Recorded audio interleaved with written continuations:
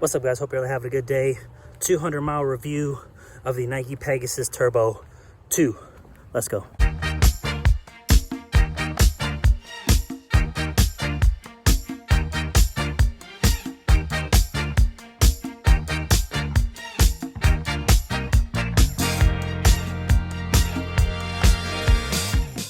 So the Nike Pegasus Turbo 2, I've had this shoe for a couple months now. I didn't get to 200 as quickly as I kind of wanted to, but we still got the miles in.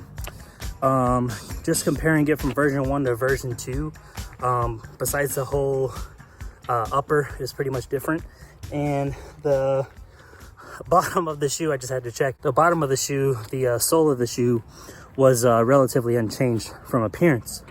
But to me personally, I feel like the chemical mixture was a little bit different. Less Zumex foam, I think, than version 1. But overall, the shoe's okay. I wasn't really in love with it. I actually like version 1 better. I do like the appearance of version 2 a lot better. The upper version 1 was cool. This one I do like a little bit better. With the laces were okay. I think version 1 had a little bit better laces, a little bit more grip in it. This one kind of tend to slip a little bit, just for me. But I don't tie my shoes every day or when I go run. I kind of tie them once and I slip them on and off. That's just what I do. Didn't have too many issues, but I did have issues more so than version 1. The upper of the shoe, very breathable. That's an improvement over last year, or the last version 1. The last one was super thick. This one is the opposite, super thin. Like, it's just the bare minimum. It's not bad. It's very breathable. I think it makes for a little bit harder colorways for the shoe, but overall I dig it. It's okay. It's not bad. Let's see, the bottom part of the shoe, appearance wise, seems to be relatively the same. Enough rubber to do whatever it is that you want to do if you're running on trails, in the park, on the road, wherever you're running. It'll work just fine. And then I kind of covered already the midsole. So Zumex foam still feels good. In my opinion, not as soft as version 1. Still holds up the first 150 miles. The heel doesn't come undone. I think people had problems with that in version 1. I didn't have that issue with version 2.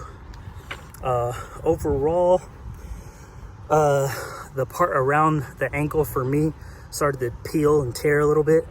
I think that was just my experience. I had the sock that I had that race day, and then kind of what I ran in, I think just started to rub my ankle. My bone was rubbing that part, and I think it just kind of tore it apart. I think that's more of a me thing. I don't know if that's necessarily a whole shoe quality problem thing. These were on sale. I got these for like 120 bucks. So for what I paid for it, I love it. But overall, version 2 over version 1, I feel like version 1 had more miles on the shoe. Like, I took my first pair to 350, 400 miles, and then my second pair above 300 miles.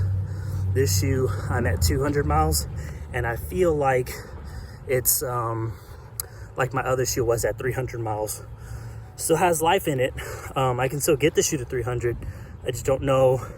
I think the majority of the miles that I'm going to do to get to 300 will be 3 to 4 5-mile runs.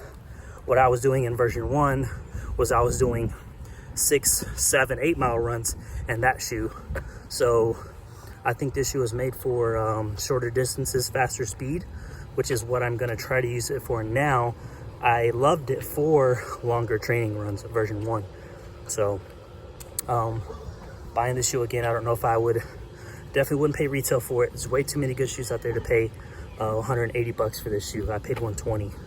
So I would pay like 110, 115 again. But if I had to reach for a training shoe, I don't know if I would have reached for this one. But if I had a really, really good deal, I might. That's just me personally for the training that I have coming up. If you're thinking about getting it as a training shoe, if this shoe was under $140, it's definitely worth it. I totally recommend it. So anyway, those are just some thoughts. Nike Pegasus Turbo 2. If you have any questions, comment below. That's about it for me. Hope you guys have a good day. I'll see you all next time. Peace.